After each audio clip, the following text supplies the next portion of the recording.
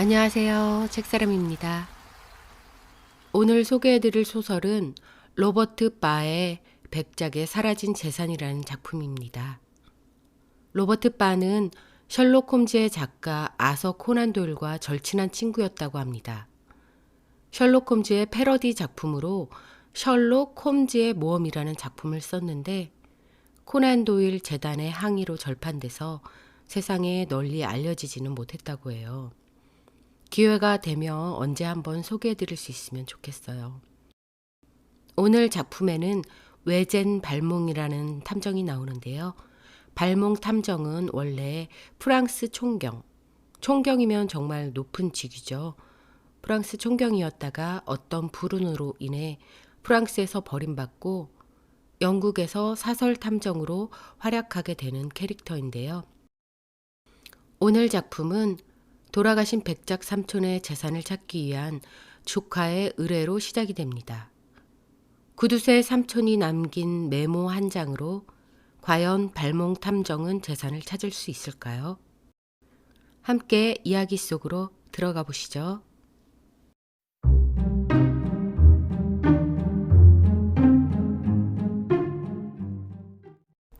어느 날 하인이 치젤리그 경이라고 적힌 명함을 들고 오기에 그 사람을 안으로 들이게 했더니 24~25살 정도의 청년이 들어왔다. 차림새나 태도는 흠잡을 데 없었지만 면담을 시작하자마자 생전 처음 들어보는 질문을 던졌다. 변호사 같은 법조계 사람이라면 대답 대신 화를 낼 법한 질문이었다. 법조계의 성문법이나 불문법에 따르면 치젤리그 경이 내게 했던 제안을 변호사가 받아들인 것이 밝혀지면 망신을 당하고 업계에서 쫓겨날 일이었다. 치젤리그 경이 물었다.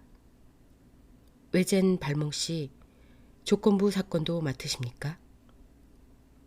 조건부 사건이라뇨? 그게 무슨 말인지.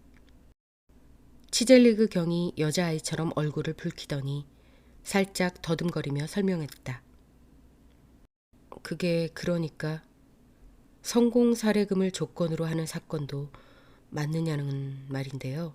다시 말해서 단도직입적으로 말씀드리자면 성과가 없으면 보수도 없다는 겁니다. 나는 약간 뚱하게 대답했다.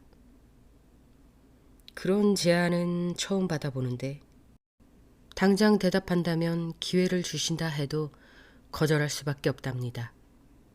나는 사건을 맡으면 시간과 정성을 바쳐 해결에 나섭니다.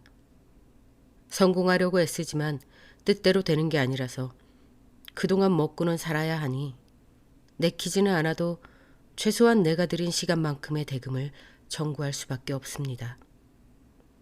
환자가 죽더라도 진료비를 청구하는 의사처럼 말이죠. 청년은 어색하게 웃었다. 하지만 너무 당황해서 말문이 막힌 듯 했다. 이윽고 젊은 귀족이 입을 열었다. 선생님께서는 아마 본인이 얼마나 전곡을 찌르는 말씀을 하시는지 모를 겁니다. 6개월 전에 돌아가신 치젤리그 삼촌의 병원비로 제 마지막 동전까지 내준 참이거든요. 제가 선생님의 능력을 깎아내리거나 못 믿어서 이런 제안을 드린다고 충분히 오해하실 수 있습니다. 하지만 선생님께서 정말로 그렇게 생각하신다면 제 마음이 몹시 아플 겁니다. 저는 다만 제가 처한 괴상한 상황에서 벗어나기 위해 선생님을 찾아와서 의뢰를 드리는 겁니다. 선생님이라면 분명 시간을 쪼개서라도 맡아주실 것 같았기 때문입니다. 그런데 제가 사실상 파산 상태라 선생님이 실패하신다면 사례금을 드릴 수 없답니다. 그래서 처음부터 솔직하게 말씀드려 선생님께 저의 상황을 정확하게 알려드리고 싶었을 뿐입니다. 선생님께서 성공하시면 전 부자가 될 테지만 실패하면 지금처럼 무일푼 신세로 남을 겁니다.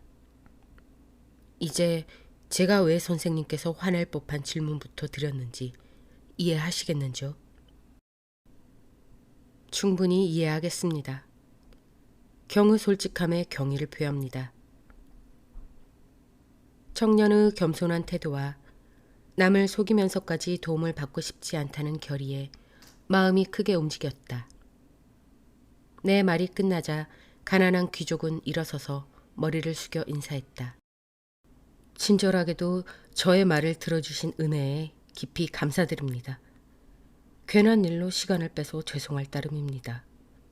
그럼 안녕히 계십시오, 선생님. 나는 손짓으로 다시 앉으라고 청했다. 잠깐만요, 백장님. 경께서 제안한 조건으로 선뜻 사건을 맡기는 좀 그렇지만 제가 도움이 될 만한 것들을 한두 가지 귀뜸해 드릴 수 있을 겁니다. 치젤리그 경의 부고를 들었던 것도 같은데 그분께서 약간 괴짜가 아니셨나요? 약간요?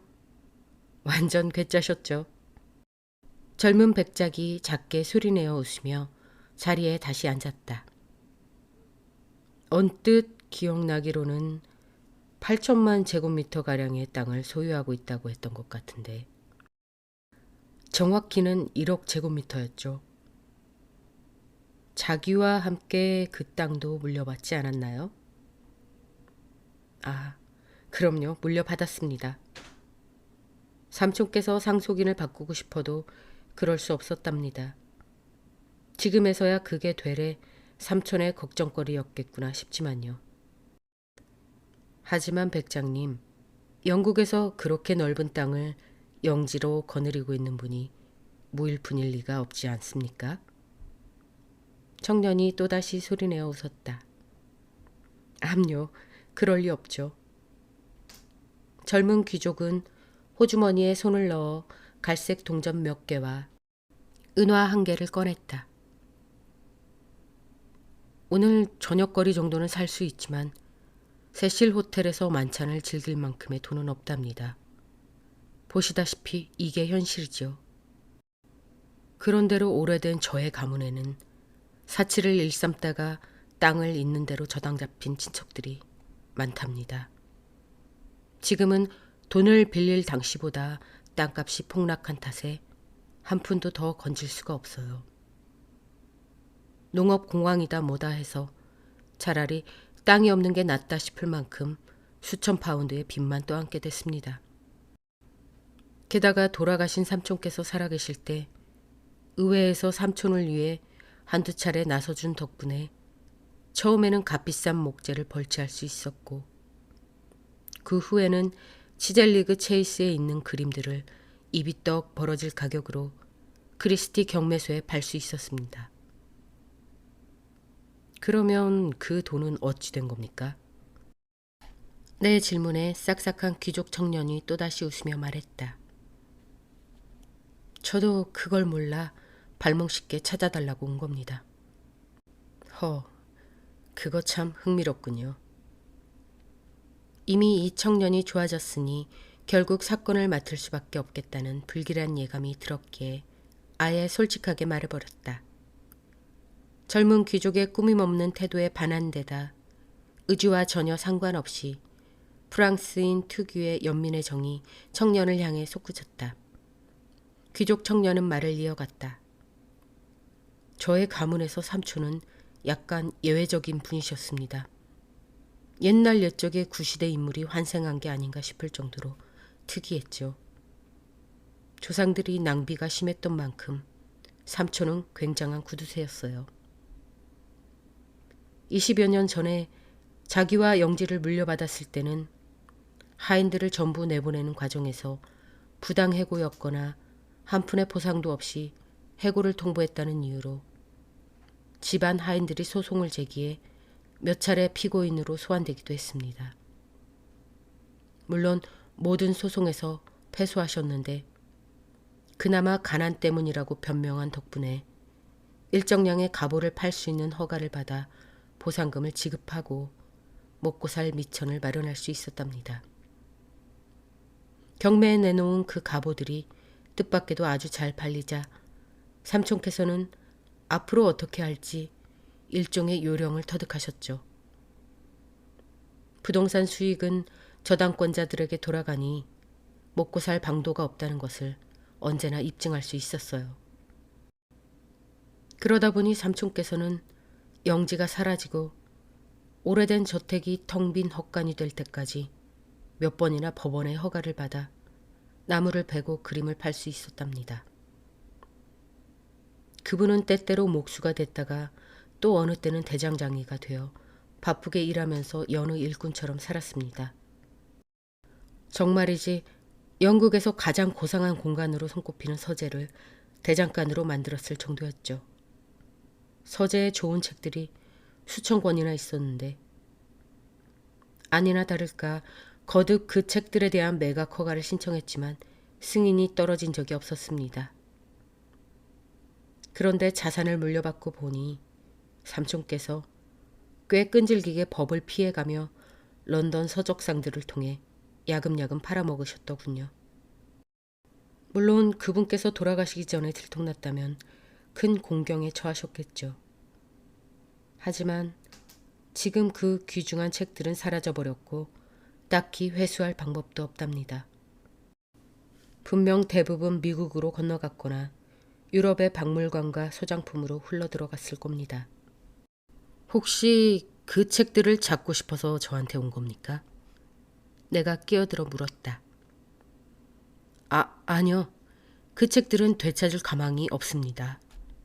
삼촌께서는 목재를 팔아 수만 파운드를 챙긴 것도 모자라 그림을 처분해 또 수만 파운드를 손에 넣었답니다. 저택에 있던 어마어마하게 비싼 멋진 고가구두를 팔아치운 다음에는 이미 말씀드린 것처럼 엄청난 값어치의 책들이 큰 돈줄이 됐을 겁니다. 영리한 분이셨으니 그것들이 얼마나 큰 돈이 되는지 아셨을 테죠. 7년쯤 전에 법원에서 더 이상의 탕감책은 허가해 줄 수 없다고 못 박은 후부터 삼촌께서는 법을 어기면서 개인 거래로 책과 가구를 처분했을 겁니다. 당시 저는 미성년자였지만 제 후견인들이 대신 삼촌이 법원에 낸 신청을 반대하며 이미 삼촌이 챙긴 돈의 명세서를 요구했습니다. 법원에서 제 후견인들의 반대 의사를 확인하고 더 이상 영지를 약탈하지 못하게 했습니다. 하지만 후견인들이 요청한 회계 명세서는 승인받지 못했습니다. 이전에 진행된 매각은 삼촌이 전적으로 처리한 것인데다 삼촌이 신분에 맞게 살 수 있도록 법이 허가한 거래였기 때문이죠. 법원은 후견인들의 주장대로 삼촌께서 흥청망청 살든 혹은 가난하게 살든 그건 어디까지나 삼촌이 알아서 할 일이라고 판결하면서 그 문제를 매듭지었답니다. 삼촌께서는 마지막 신청이 기각되자 저를 꼴도 보기 싫어하셨어요. 정작 저는 그 문제와 아무런 상관이 없었는데도 말이죠. 그분은 대부분의 시간을 서재에 틀어박힌 채 은둔자처럼 지냈답니다. 100명도 거뜬히 지낼 수 있는 대저택에 삼촌과 시중두는 노 부부만이 살았죠. 삼촌께서 누구도 들이지 않았기에 누구도 치젤리그 체이스에 얼씬도 못했답니다. 불행하게도 삼촌과 엮였던 사람들은 그분이 돌아가신 후에도 계속해서 애를 먹어야 했죠. 삼촌께서 제게 말만 유연장인 편지 한 통을 남겼기 때문입니다. 이게 그 사본입니다. 조카 톰에게 내가 받을 재산은 서재의 종이 틈에 있단다. 너를 사랑하는 삼촌 치젤리그 백작.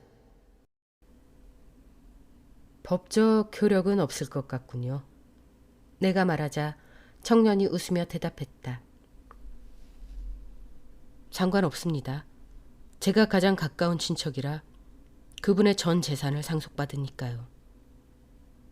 물론 삼촌께서 마음만 먹었다면 재산을 다른 데로 물려줬겠지만요.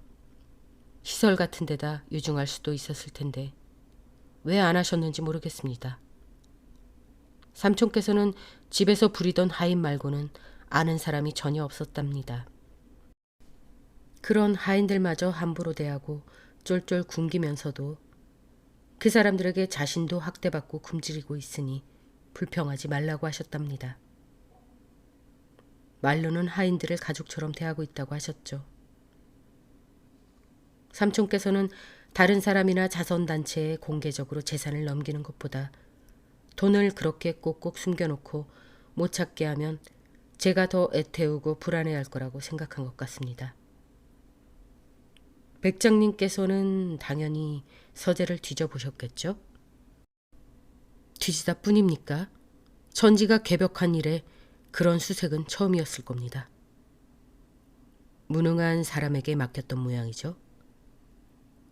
왜 남한테 맡겼다가 돈이 다 떨어지고 나서야 발몽 선생께 와서 조건부 제안을 하느냐고 묻는 것 같군요. 분명히 말씀드리건대 그런 거 아닙니다. 물론 무능해서 그랬을 수도 있죠. 하지만 수색한 사람은 다름 아닌 저였습니다. 지난 6개월 동안 사실상 삼촌처럼 서재에 틀어박혀 바닥부터 천장까지 샅샅이 뒤져봤습니다. 서재는 오래된 신문과 청구서 따위로 어질러져 그야말로 난장판이 됐답니다. 물론 그때까지 남아있던 책들도 어마어마하게 쌓여 있었죠. 숙부께선 신자였나요? 글쎄요. 아마 아닐 겁니다. 잘 모르는 사이였기도 하고 돌아가실 때까지 한 번도 뵌 적이 없어서요. 평소 행동으로 미루어 보건대 신앙을 믿는 분은 아니었을 겁니다. 하지만 심사가 워낙 꼬인 분이라서 뭔들 못했을까 싶군요. 일전에 이런 사건이 있었답니다.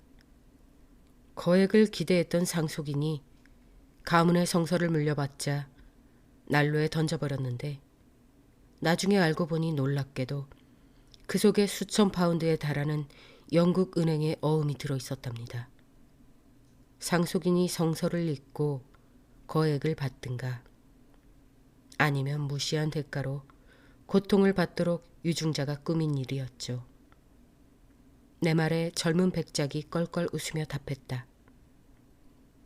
저도 성서를 뒤져봤지만 물질이 아닌 도덕적 이득만 봤습니다. 숙부께서 재산을 은행에 넣어놓은 뒤 그 액수만큼의 수표를 끊어서 잿갈피에 끼워 놓았을 가능성은요? 예, 뭔들 못하셨을까 싶지만 그럴 가능성은 거의 없다고 봅니다. 한 장 한 장 넘기며 책이란 책은 죄다 뒤져봤는데 지난 20년간 들춰본 책이 몇 권 안 되겠던데요. 숙부께서 모은 돈이 대략 얼마나 될 것 같습니까? 분명 10만 파운드는 넘을 겁니다. 하지만 제가 알기로는 삼촌께서 은행을 영 못 믿어해서 살아생전 수표를 끊은 적이 없었으니 은행에 넣어두지는 않았을 겁니다. 모든 청구서는 늙은 집사가 금화로 처리했답니다. 집사가 삼촌께 청구서를 들고 가서 정확한 금액을 받아오는 시기였죠. 그런데 삼촌이 집사에게 돈을 내줄 때는 혹시 돈을 보관한 장소를 들킬까봐 집사를 방 밖에서 기다리게 한 뒤 종을 울린 뒤에 안으로 들여서 돈을 주셨답니다. 삼촌이 숨겨놓은 돈은 금화일 텐데 우리가 찾지 못하게 이런 이상한 유언장을 써놓은 게 분명합니다. 서재를 정수한 적이 있습니까? 아니요, 없습니다. 사실상 삼촌이 쓰던 상태 그대로입니다. 도움의 손길을 청하려면 그대로 놔두는 게 나을 듯 싶어서요. 아주 잘하셨습니다. 서류는 전부 살펴봤다고 하셨죠? 예, 서재를 아주 샅샅이 뒤져보긴 했어도 삼촌이 쓰시던 물건들은 하나도 안 치웠습니다. 모루도 그냥 뒀는걸요. 모루라고 하셨습니까? 예, 말씀드렸다시피 삼촌께서는 서재를 침실 겸 대장간으로 쓰셨죠. 공간도 엄청 넓은 데다 한쪽 끝에 화로로 제격인 커다란 벽난로가 있었으니까요. 삼촌과 집사는 동쪽에 있는 벽난로에 직접 벽돌과 찰흙으로 화로를 만들고 중고 풀무까지 설치했습니다. 그렇게 설치한 화로에서 뭘 만드신 거죠? 저택에 필요한 것들이요. 삼촌께서는 쇠를 만지는 재주가 아주 뛰어났었나 봅니다. 평소에도 정원이나 저택에서 쓰는 도구들이 필요하면 중고품을 구해서 썼지 새 제품을 절대 사지 않았다고 합니다. 그런데 화로가 생겨 쓰던 것들을 고칠 수 있으니 중고품마저 살 일이 없어진 거죠. 삼촌께서 공원에 타고 다니는 늙은 말이 하나 있었는데 집사 말로는 편자도 늘 직접 박았다니까. 분명 대장간 도구들을 자유자재로 사용할 줄 아셨을 겁니다. 가장 좋은 응접실에 목공소를 차리고 작업대까지 설치하신 분이니까요. 그런데 그런 분이 백작이 되면서 쓸데가 많았던 기술을 썩히고 만 것이죠. 그렇다면 경께서는 숙부가 돌아가신 다음부터 그 저택에서 살고 있는 겁니까? 그걸 산다고 할 수 있을지 모르겠지만 그렇습니다. 늙은 집사 부부가 삼촌에게 했듯 제 시중을 들고 있습니다. 그 양반들은 매일 겉옷도 입지 않은 채 먼지를 뒤집어 쓰고 사는 저를 보고 삼촌 판박이라고 생각할 겁니다. 그 집사 양반도 돈이 사라진 걸 알고 있습니까? 아니요. 저 말고는 아무도 모릅니다. 이 유언장은 제 이름이 적힌 봉투에 담겨 모루 위에 놓여 있었거든요. 치젤리그 경께서 아주 알아듣기 쉽게 말씀해 주시는데도 솔직히 이해가 잘 안 가는군요. 어째 치젤리그 체이스 주변은 살기 좋은 고장인가요? 그럼요. 특히 이맘때가 아주 좋답니다. 가을과 겨울에 외풍이 조금 들긴 하지만요. 외풍을 막으려면 수리비로 몇천 파운드가 든다더군요. 여름에는 외풍이 있어도 상관없죠. 저는 영국에 오래 살아서 그런지 프랑스 사람답지 않게 외풍이 두렵지 않습니다. 저택에 남는 방 하나쯤은 있겠죠? 없으면 제가 간이 침대를 가져가면 되고요. 그러니까 해먹 같은 거 말입니다. 젊은 백작이 또다시 얼굴을 붉히며 더듬거렸다. 설마 선생님께서는 제가 가망 없어 보이는 사건을 어떻게든 맡겨보려고 이렇게 시시콜콜 다 말씀드린다고 생각하는 건 아니겠죠? 물론 제게 아주 중요한 일이다 보니 삼촌의 별난 행동들을 자세히 설명하다가 저도 모르게 흥분한 점은 인정합니다. 선생님만 괜찮으시다면 한두 달 후에 다시 찾아뵙겠습니다. 사실 제가 집사에게 돈을 빌리면서까지 런던에 온 건 법률 고문을 만나기 위해서랍니다. 제 사정이 이러하니 뭔가 팔 수 있도록 허가를 받아 더 이상 굶주리지 않았으면 싶어서요. 제가 저택이 텅 비었다고 말했는데 물론 상대적으로 그렇다는 뜻입니다. 아직도 큰돈이 될 만한 골동품들이 아주 많답니다. 삼촌의 그 말을 찾아야 한다는 일념으로 버티고 있는 셈이죠. 최근 들어서 의심이 들긴 합니다. 혹여 삼촌께서 남겨주실 귀중한 재산이 서재 하나밖에 없어서 제가 서재에서 뭐라도 내다 팔까봐 걱정되는 마음에 그런 유언장을 쓴 게 아닐까 싶어서요. 파렴치한 삼촌이라면 틀림없이 서재 책장을 털어 큰돈을 챙겼을 겁니다. 장서 목록을 보니 캑스턴이 영국에서 인쇄한 초판본도 있었고 값을 매길 수 없는 섹스피어 작품들도 몇 권이나 있었고 수집가가 거금을 들일 만한 책들 또한 많았습니다. 그런데 전부 사라졌더군요. 제가 생각할 때 이런 사정을 알리면 당국에서도 뭐든 팔 수 있는 권한을 줄 수밖에 없을 겁니다. 만약 그런 권한이 생긴다면 즉시 선생님을 찾아오겠습니다. 그런 소리 마세요, 지젤리그 경. 원하시면 신청 절차를 밟으세요. 다만 저를 경의 나이 든 집사보다 주머니가 두둑한 물주 정도로 여겨주십사 부탁드립니다. 제가 그런 영광을 누려도 된다면 오늘 저녁에 세실에서 제 손님으로서 함께 근사한 저녁 식사를 했으면 합니다. 내일이면 치젤리그 체이스로 갈 수 있으니까요. 여기서 얼마나 걸리죠? 3시간 정도요. 정말 발몽 씨의 친절에 몸둘 바를 모를 지경이지만 아량 어린 제안을 받아들이도록 하겠습니다. 그럼 그 문제는 됐고요. 나이든 집사의 이름이 뭔가요? 히긴스입니다. 정말 그 양반은 재산 숨긴 곳을 전혀 모르나요? 예, 물론이죠. 삼촌처럼 아무한테도 마음을 터놓지 않는 분이 히긴스처럼 입이 싼 노인에게 말했을 리 없죠.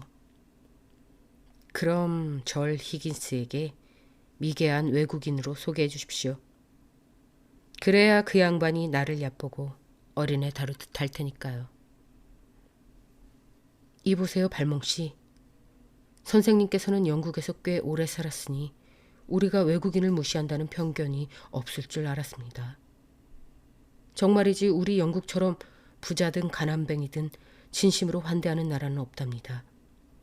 백작이 항변하듯 말했다. 어련하시겠습니까? 저 또한 경께 제대로 평가를 받지 못한다면 무척 실망스러울 겁니다. 하지만 장담하건대 히긴스는 저를 얕볼 겁니다. 조물주의 홀대를 받아 영국에서 태어나지 못한 얼간이쯤으로 여길 겁니다. 틀림없이 저를 자기랑 같은 백장님의 하인으로 생각할 테죠. 지금은 봄이니까 쌀쌀한 저녁 무렵이면 저와 히긴스가 난로가에 모여 이런저런 이야기를 나누겠죠. 그러다 보면 2, 3주도 지나기 전에 돌아가신 숙부에 대해 경께서 결코 상상도 못했던 많은 사실을 알게 될 겁니다. 히긴스가 아무리 주인을 존경한다 해도 자기가 모시는 사람보다는 같은 처지의 아랫사람과 있을 때 좀 더 마음을 터놓고 이야기할 테니까요. 더구나 제가 외국인이다 보니 이해시키기 위해 있는 말 없는 말 죄 늘어놓다 보면 같은 영국인에게 하지 못할 내용들까지 자세히 떠들게 될 겁니다.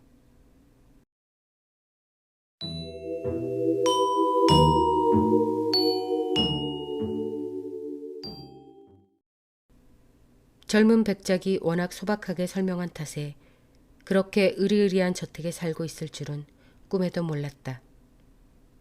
백작의 처소가 외진 곳에 있어서 그렇지 중세 모험담에나 나올 법한 저택이었다.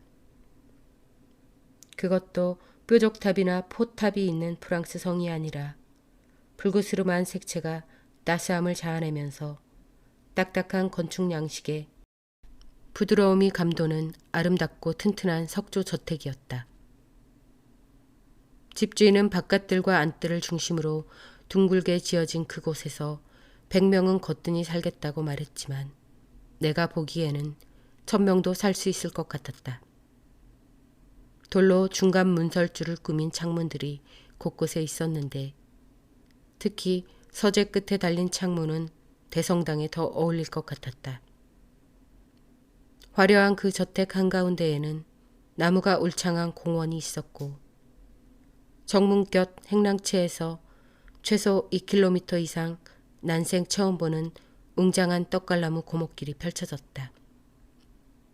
그런 저택의 주인이 사실상 수중에 현금이 없어서 런던에 다녀올 차비조차 빌려야 했다는 사실이 도저히 믿기지 않았다. 늙은 히긴스가 당장이라도 부서질 것 같은 마차를 타고 역으로 마중을 나왔다. 고인이 된 백작이 직접 편자를 박아줬다는 늙은 말이 마차를 끌고 있었다. 고상한 현관에 들어서자 가구류가 전혀 없어서 그런지 내부가 더 넓어 보이는 것 같았다.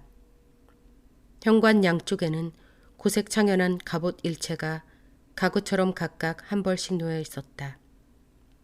문을 닫으면서 내가 큰 소리로 웃는 바람에 어두침침한 목조 천장에서 유령들이 웃고 떠드는 것처럼 소리가 울려 퍼졌다. 뭘 보고 그리 웃으십니까? 백작이 물었다. 중세시대 두부에다 운두가 높은 근세시대 모자를 올려놓은 걸 보고 웃었답니다. 아, 그러시군요. 그럼 저쪽에는 선생님 모자를 올려놓으시죠. 이 갑옷을 입었던 조상님께 결례를 범하려는 게 아니라 탈 없이 쓸 수 있는 모자걸이가 없다 보니 투구 위에 모자를 올려놓고 만약 우산이 있다면 이 뒤에 찔러 넣어 갑옷의 한쪽 다리에 꽂아두는 거랍니다. 이 저택을 물려받고 나서 아주 교활해 보이는 런던의 중개인이 찾아와 이 갑옷들을 팔라고 하더군요. 가만 보니 평생 런던제 양복을 맞춰 입을 수 있을 만큼 큰 돈을 지불할 태세였죠. 하지만 혹시나 돌아가신 삼촌과 상업적인 거래를 한 적 있는지 캐묻자 겁에 질려 내빼더라고요. 아마 제가 아주 침착하게 그 사람을 꿰어서 가장 으스스한 지하 감옥으로 데려갔다면 일부 갑오들의 행방을 알아냈을지도 모릅니다.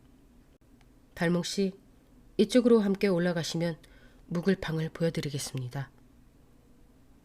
오는 길에 기차 안에서 점심을 먹은 터라 방에 들어서자마자 씻고 서재를 조사하러 갔다. 직접 보니 남봉꾼 같은 전 주인께서 회개망측하게 이용해서 그렇지 정말로 아주 멋진 방이었다. 거대한 벽난로는 북쪽 벽 한가운데와 동쪽 벽 끝에 각각 하나씩 있었다. 동쪽 끝에 있는 벽난로에는 벽돌로 대충 만든 화로가 있었고 그 옆에는 사용하다 그을린 커다랗고 검은 풀무가 걸려 있었다. 나무 받침대 위에는 모루가 있었고 그 주변에는 크고 작은 녹슨 망치들이 몇 개나 놓여 있었다. 서쪽 끝에는 고풍스러운 생유리로 뒤덮여 눈부시게 빛나는 창문이 붙어 있었는데 앞서 말했듯 대성당에 더 잘 어울릴 것 같았다. 장서들이 아주 많은 공간을 차지하고 있었지만 방이 워낙 커서 외벽에 있는 책장만으로도 충분한 데다 책장 사이사이에는 커다란 창문까지 있었다. 맞은편 벽은 군데군데 그림만 걸려 있을 뿐 비어 있었는데 그 그림들이 방의 품격을 한층 더 떨어뜨렸다. 대부분 런던 주간지 크리스마스 특별호에 실린 석판화를 싸구려 액자에 끼워 대충 못으로 걸어놓은 것이었기 때문이다. 바닥은 온통 서류들이 널려 있는 것도 모자라 어느 곳은 무릎 높이까지 쌓여 있었고 화로에서 가장 멀리 떨어진 구석에는 구두쇠 영감이 생을 마감한 침대가 아직도 자리를 지키고 있었다. 내가 다 둘러보고 나자 백작이 입을 열었다. 마구간 같지 않습니까? 삼촌께서는 분명 찾아보면서 고생이나 실컷 하라고 이런 쓰레기 천지를 만들어 놓았을 겁니다. 히긴스 말로는 삼촌이 돌아가시기 한 달 전까지만 해도 서재는 이런 쓰레기들이 전혀 없이 아주 깨끗했다고 합니다. 당연히 그랬을 겁니다. 그때도 이랬다면 화로에서 튄 불똥에 홀랑 타버렸을 테니까요. 삼촌은 히긴스를 시켜 집안 구석구석을 뒤져 오래된 청구서와 신문 따위도 모자라 보시다시피 소포를 쌌던 갈색 포장지까지 종이란 종이는 죄다 모아서 이렇게 바닥에 뿌려놓게 했답니다. 그러면서 불평하듯 히긴스가 마루판을 걸어다니는 소리가 너무 시끄러워서 그러는 거라고 하시더랍니다. 생전가야 개물을 줄 모르는 히긴스는 전적으로 그 말을 믿었다고 하고요. 히긴스는 과연 말이 많은 영감이었다. 고인이 된 백작 이야기를 듣기 위해 부추길 필요도 없었다. 오히려 다른 화제로 바꾸기가 거의 불가능할 정도였다. 20년 동안 괴짜 귀족과 허물없이 지내다 보니 보통의 영국 하인들이 주인을 대할 때 느끼는 어려워하는 마음이 대부분 사라진 모양이었다. 영국의 귀족을 떠올리면 가장 먼저 육체노동을 전혀 하지 않을 거라는 생각이 든다. 그런데 치젤리그 경은 목수 작업대에서 힘들게 일했고 응접실에서 시멘트를 배합했으며 한밤중까지 쇠붙이를 두들겼으니 히긴스의 마음에서 존경심이 전혀 우러나지 않았던 모양이다. 게다가 늙은 귀족이 가난뱅이처럼 청구서를 꼼꼼하게 검사하고 동전 하나까지 지독하게 받아냈으니 미천한 하인의 기억 속에도 철저히 업신여길 만한 사람으로 남아있을 터였다. 그리고 나는 기차역에서 치젤리그 체이스로 오면서 굳이 같은 신분의 외국인 행세를 할 필요가 없다는 것을 깨달았다. 늙은 집사의 말은 도통 알아들을 수 없었다. 북미 지역 원주민의 말처럼 생전 처음 듣는 사투리 때문에 수다스러운 추금기가 돌아가는 내내 젊은 백작이 통역사로 나서야 했다. 신임 치젤리그 백작은 젊은이답게 열의에 차서 내 제자이자 조수를 자처하며 뭐든 시켜만 달라고 말했다. 서재를 이잡듯 뒤졌지만 아무런 소득이 없자 앞서 말한 대로 삼촌이 그저 자기를 골탕 먹이려고 그런 유언장을 썼다고 확신했다. 돈을 공원의 나무 밑 같은 데 숨겨놓은 게 분명하다고 생각했다. 물론 그럴 수도 있었다. 멍청한 사람들이 보물을 숨길 때 의뢰 그런 방법을 쓰긴 하지만 내가 볼 때는 그럴 것 같지 않았다. 히긴스와 대화를 나눠본 결과 전임 백작은 지극히 의심이 많은 사람이었다. 은행도 못 믿어 영국 은행 어음조차 못 믿어했으며 히긴스를 비롯해 어떤 인간도 믿지 못했다고 말했다. 따라서 앞서 젊은 백작에게 말했듯 그 구두쇠 백작은 자기 눈에 보이지 않거나 손을 뻗어 닿지 않는 곳에 재산을 숨겼을 리 없었다. 무엇보다도 고인의 침실에 괴상망측하게 화루와 모루가 설치된 게 너무나 이상해서 젊은 백작에게 물었다. 내 이름을 걸고 말하는데 저 화루나 모루 중 하나에 혹은 둘 모두의 비밀이 숨어 있을 겁니다. 아시다시피 백장님의 숙부께서 간혹 한밤중까지 일하는 통에 히긴스까지 망치 두드리는 소리를 들었다고 했습니다. 화로에 무연탄을 뗐다면 밤새 불이 꺼지지 않았을 겁니다. 게다가 히긴스 말대로 고인께서는 도둑이 들까봐 늘 불안해하며 매일 밤 날이 샐 때까지 요새처럼 성에 목책을 둘렀다고 했으니 반드시 도둑이 손대기 어려운 곳에 보물을 숨겼을 겁니다. 그런데 밤새 무연탄 화로에서 연기가 피어올랐다니 그 말을 화로의 인걸불 밑에 묻어두면 도둑이 가져갈 가능성이 거의 없었겠죠. 아무리 도둑이라도 캄캄한 데서 뒤지다가는 손가락을 댈 테니까요. 또한 숙부께서는 장전된 권총을 자그마치 네 자루나 베개 밑에 숨겨놓았다던데 그러면 혹시나 도둑이 들어오더라도 도둑이 곳곳을 뒤지다가 화로 근처로 올 때까지 기다렸을 겁니다. 밤이건 낮이건 정확히 맞출 수 있는 사정거리 안에 들어왔으니 침대에서 일어나서 권총을 차례로 발사하면 그만이니까요. 거의 2초 간격으로 28발을 쏠 수 있는데 그렇게 총탄이 빗발친다면 도둑이 살아남을 리 없었겠죠. 그래서 말인데 화로를 허물어 봅시다. 치젤리그 경은 내 추리에 설득을 당했다. 덕분에 우리는 어느 날 아침 대바람부터 커다란 풀물을 떼어내서 해체한 다음 내부가 비어있는지 확인했다. 그러고 나서 옛 주인이 포틀랜드 시멘트로 나름 잘 만들어 놓은 탓에 쇠지뢰를 써야 화로 벽돌을 하나하나 떼어낼 수 있었다. 정말이지 벽돌 틈마다 형편없이 발라놓은 시멘트까지 전부 치우고 나니 화로 한가운데에 화강암처럼 단단한 정육면체의 시멘트 덩어리가 나타났다. 히긴스가 힘을 보태고 굴림대와 지뢰까지 총동원한 끝에 간신히 그 시멘트 덩어리를 공원으로 끌어낸 뒤 화로에 걸려있던 대형 망치로 내리쳐봤지만 꿈쩍도 하지 않았다. 점점 세게 내리쳐도 부서지지 않자 왠지 더 그 안에 금화가 들어있을 것만 같았다. 그 덩어리는 정부가 소유권을 주장할 만한 귀중한 발견물이 아니었기 때문에 딱히 비밀리에 작업할 필요가 없었다. 이에 근처 광산에서 일하는 천공기와 다이너마이트 전문가를 불러온 끝에 그 사람이 순식간에 덩어리를 산산히 조각내 주었다.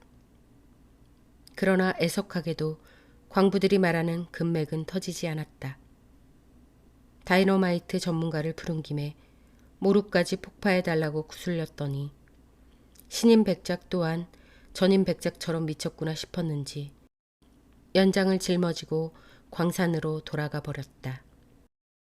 백작은 생각을 바꿔 다시 공원을 의심했지만 나는 서재에 숨겼을 것이라는 믿음이 훨씬 더 확고해졌다. 나는 백작에게 제안했다. 보물을 밖에 묻었다면 누군가 분명 땅을 파야 했을 겁니다. 그런데 백작님의 숙부처럼 그렇게 소심하고 과묵한 사람은 누구에게도 맡기지 않고 직접 했을 겁니다. 요 전날 밤에 히긴스가 말하길 자기가 매일 밤마다 곡괭이와 가래를 모두 챙겨 공구실에 넣은 뒤 문을 꼭 잠갔다고 하더군요. 저택 자체에는 아주 빈틈없이 목책을 쳐놓았기 때문에 설령 백장님의 숙부라도 밖에 나가기가 만만치 않았을 겁니다. 더구나 전임 백장님 같은 분은 재산이 온전한지 계속 눈으로 확인하고 싶어 했다고 하니 사실상 공원에 금화를 묻었을 가능성은 없어 보입니다. 따라서 때려 부수고 폭파하는 걸 포기한 마당에 이제는 머리를 써가며 서재를 뒤져보는 게 어떻겠습니까? 젊은 백작이 발끈했다. 좋습니다. 하지만 발몽씨, 벌써 제가 이잡듯이 뒤져본 상황에서 머리를 써가며 라는 표현을 하시다니 언제나 예의 바르던 분답지 않군요. 그래도 발몽씨가 시키는 대로 하겠습니다. 결정권은 선생께 있고 저는 따르는 쪽이니까요. 죄송합니다, 백장님. 머리를 써가며 라는 말은 다이너마이트와 대비되는 뜻에서 쓴 겁니다. 백장님의 이전 행동을 빗댄 게 아닙니다. 그저 화학 반응은 그만 있고 그보다 훨씬 위력적인 지적 활동을 펼쳐보자는 말이었습니다. 그럼 이제 한 가지 물어보겠습니다.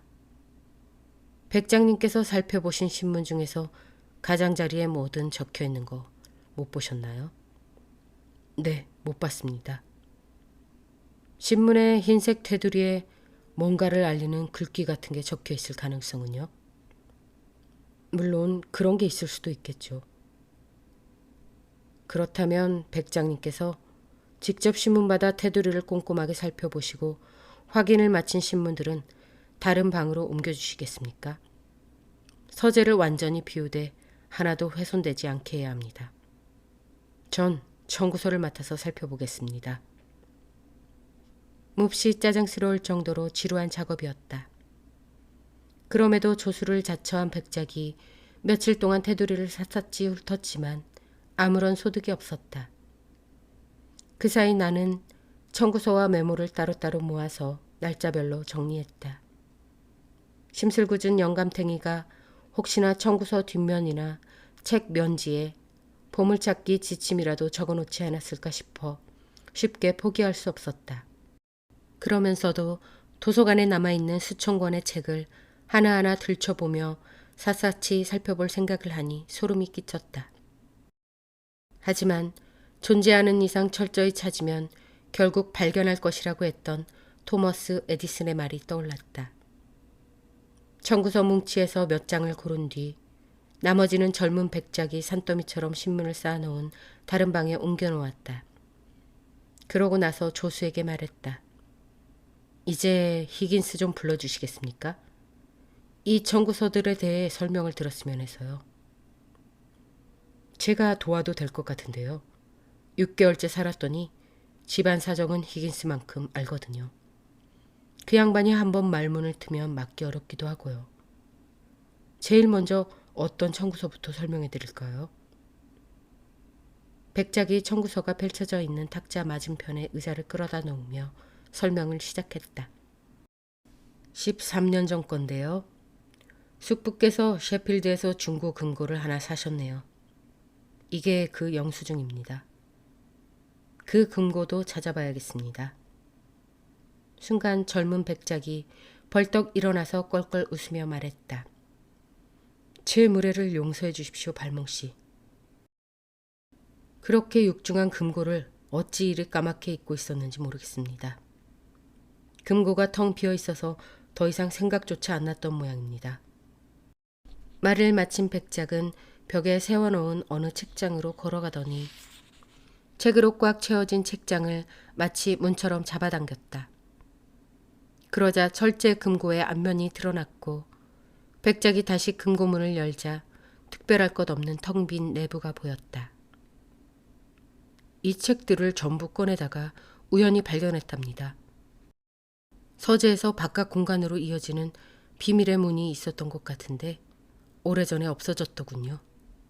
벽이 아주 두꺼운 걸 보면 삼촌께서 문을 떼어낸 뒤 그 자리에 금고를 넣고 나머지 부분은 벽돌로 막아놓은 게 틀림없어요. 내가 실망감을 애써 감추며 말했다. 정말 그렇군요.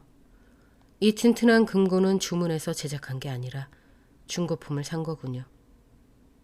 저 안에 비밀 공간 같은 게 있을 리 없겠죠?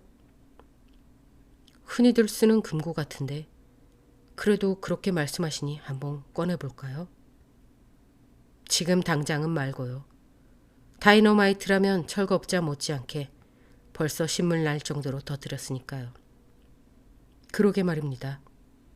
그럼 다음 청구서로 넘어갈까요? 이 청구서들을 자세히 보면 중고광인 백장님의 숙부께서 3번이나 일탈을 하셨더군요. 4년 전쯤에 스트랜드 스트리트에 위치한 유명한 데니 서점에서 새 책을 한 권 구입하셨습니다. 데니 서점은 새 책만 취급하죠. 여기 서재에 비교적 새 책 축에 드는 게 한 권이라도 있습니까? 없습니다. 정말 없습니까? 없고 말고요. 이 집에 있는 책이란 책은 전부 뒤져봤으니까요. 그런데 삼촌께서 구입한 책 제목이 뭡니까? 그걸 잘 모르겠습니다. 첫 글자가 M으로 시작하는 것 같은데 흘림체라 그런지 나머지는 그냥 줄처럼 보이네요.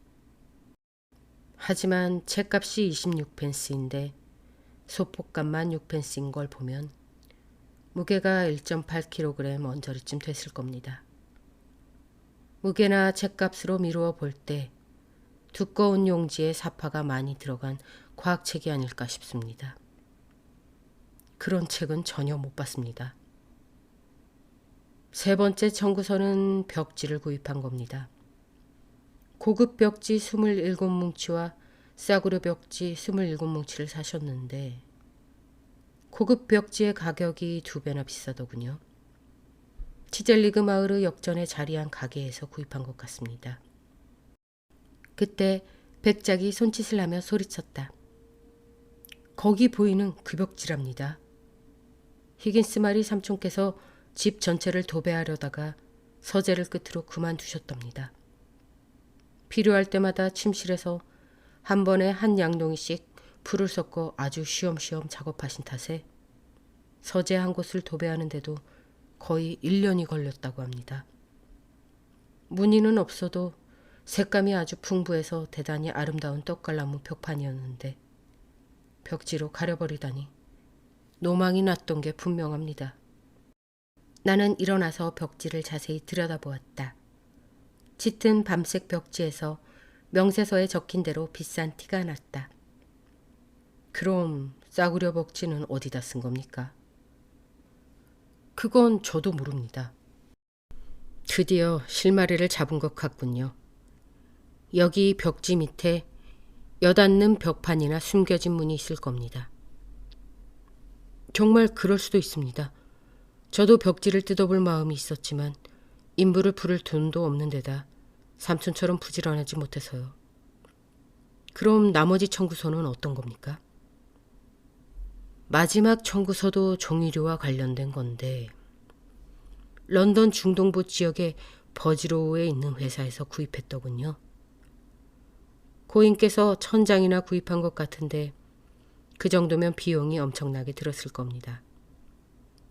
이 청구서 역시 알아보기 힘들지만 1000장을 주문했다는 것만큼은 파악이 됩니다. 물론 20에서 25매짜리 묶음이라면 조금 더 적당한 가격에 구입한 것이고 만약 전지 500장짜리라면 엄청 싸게 산 것일 테죠. 전 전혀 모르겠으니 히긴스에게 물어보도록 하죠. 히긴스도 마지막에 구입한 종이류에 대해서는 아는 게 없었다. 하지만 벽지와 관련된 수수께끼는 단번에 해결해 주었다.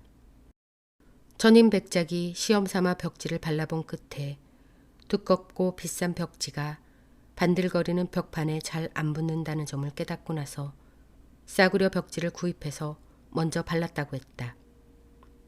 히긴스 말에 따르면 늙은 백작이 노르스름한 빛이 감도는 흰색 벽지를 벽판에 골고루 바른 다음 마를 때까지 기다렸다가 그 위에 고급 벽지를 덧발랐다고 했다. 내가 이의를 제기했다. 하지만 두 종류의 벽지를 한꺼번에 구입해서 배달받았는데 언제 시험 삼아 발라보고 두꺼운 벽지가 잘 안 붙는다는 걸 알았답니까? 그건 큰 문제가 아닐 것 같습니다. 두꺼운 벽지를 먼저 구입했다가 안 되겠다 싶어서 나중에 싸구려 벽지를 샀을 수도 있죠. 청구서에는 그 날짜에 청구한 금액만 나와 있으니까요. 사실 치젤리그 마을까지는 몇 킬로미터밖에 걸리지 않기 때문에 삼촌께서 아침에 두꺼운 벽지를 구입해서 발라본 다음 오후에 싸구려 벽지를 주문했을 가능성이 높습니다. 어쨌든 청구서는 주문하고 몇 달이 지난 후에 보낸 걸 테니 두 번 후 구매 내역이 합쳐졌겠죠. 나는 백작의 말을 듣고 논리상 그런 것 같다고 인정할 수밖에 없었다. 다음 질문할 내용은 데니 서점에서 구입한 책이었다. 히긴스가 조금이라도 그 책을 기억하고 있을까? 벌써 4년 전 일이었기 때문이다. 물론 히긴스는 기억하고 있었다. 그것도 아주 생생하게 말이다. 어느 날 아침에 차를 준비해 들어갔더니 백작이 침대에 앉아 이 책을 읽고 있었다고 했다. 히긴스가 문을 두드리는 소리도 못 들을 정도로 푹 빠져 있었는데 귀가 어두운 히긴스는 당연히 들어오라고 허락한 줄 알고 문을 열었던 모양이다.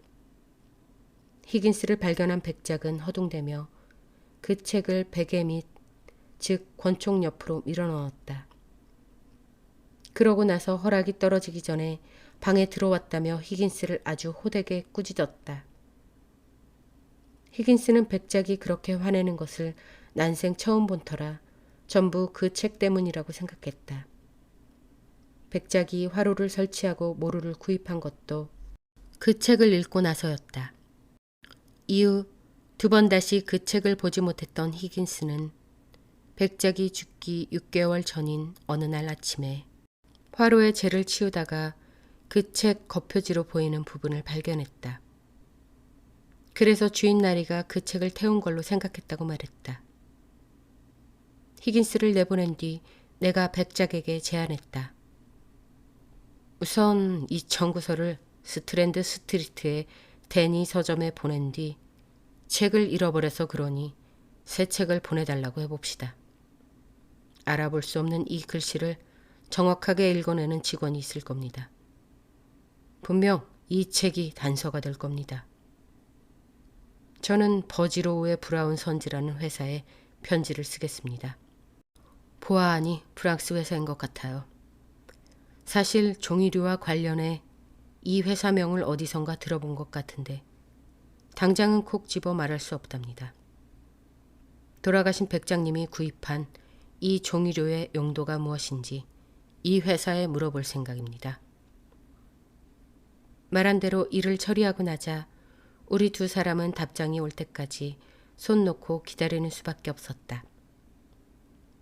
그러나 다음 날 아침에 두고두고 우쭐댈 일이 벌어졌다.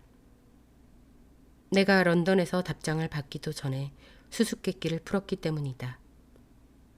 물론 문제의 책과 종이회사의 답변에 기대어 이것저것 추론해봤어도 단서를 찾았을 테지만 말이다. 아침 식사를 마친 뒤 이제는 바닥에 갈색 포장지와 끈 쪼가리 따위만 흐트러져 있는 서재를 정처없이 걸어보았다. 숲길을 걸으며 떨어진 가을 낙엽을 차내듯 발로 그 쓰레기들을 헤치며 어슬렁거리다가 문득 종이 몇 장이 눈에 들어왔다. 포장지로도 쓰인 적이 없는지 구겨진 대라고는 하나 없는 그 종이들이 이상하게 어디서 본 듯했다. 그래서 한 장을 집어서 보는 순간 브라운 선즈라는 이름의 뜻이 퍼뜩 떠올랐다. 그곳은 특정 산업 분야에서 자취를 감춘 고급 모조 피지보다 가격이 훨씬 저렴한 반들반들하고 아주 질긴 종이를 생산하는 제지회사였다. 몇 년 전에 파리에서 이 회사 종이 덕분에 어떤 도둑대가 금을 녹이지 않고도 처리한 방법을 알아낸 적이 있었다. 과정이 좀 더 조잡해서 그렇지 모조 피지 대신에 이 종이를 써서 금박을 제조했다. 이 종이는 모조 피지와 거의 맞먹을 정도로 지속적인 망치질을 잘 견뎠다. 이 대목에서 왜 그렇게 백작이 한밤중까지 모루 곁에서 씨름했는지 알 것 같았다. 백작은 금화로 금박을 만들고 있었던 것이다. 물론 시중에서 거래할 수 있게 금박을 만들려면 모조 피지 외에도 커치 같은 연장들이 필요했을 텐데 그런 것들이 전혀 없었던 점을 미루어 볼 때 틀림없이 조잡하고 두꺼운 형태의 금박이었을 터였다. 나는 조수를 불렀다. 그는 방 저쪽 끝에 있었다. 백장님, 제가 가설을 하나 세웠는데 잠시는 판단을 내려주셨으면 합니다. 백작이 특유의 온화하고 익살스러운 표정을 지으며 다가와서 대답했다. 어서 말씀하시죠. 금고를 13년 전에 구입했다고 해서 조사를 하지 않았습니다. 그런데 책과 벽지를 사고 프랑스에서 질긴 종이까지 구입한 달에 모루도 사고 화로도 설치했습니다.